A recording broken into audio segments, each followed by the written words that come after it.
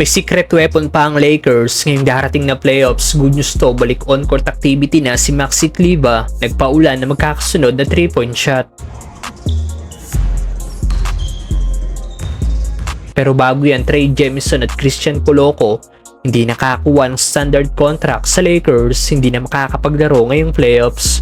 Matapos nga pong kunin ng Lakers si Jordan Goodwin noong February bilang two-way player at makitaan ng potensyal, ikinonvert nga po kagad ng Lakers ang two-way contract nito bilang standard contract at isa na ito sa player na kasama palagi sa rotation ni Coach JJ Redick.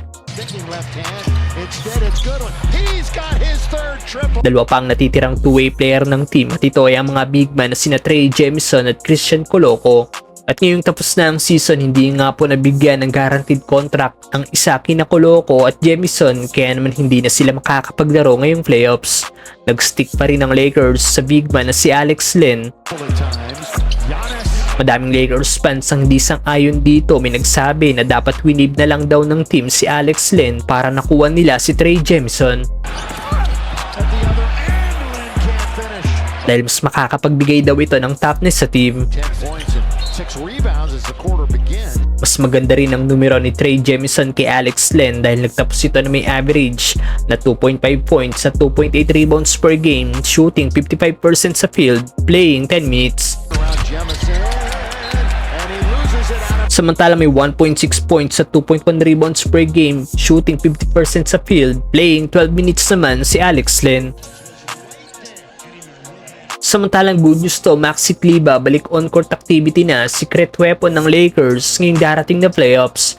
Well, bukod kay Luka Doncic, isa pang player mula Dallas ang napunta sa Lakers at ito'y walang iba kundi ang 6'10 forward na si Maxi Kleber.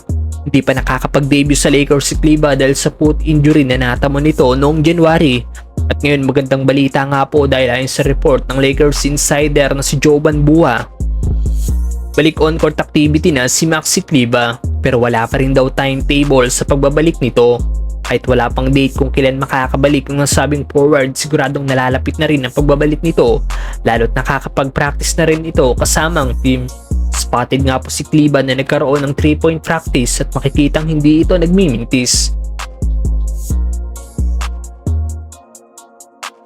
Malaki rin talagang may tutulong ni Maxi Kleber sa Lakers, lalo't kilala rin ito bilang isang solid defender na may tira sa labas.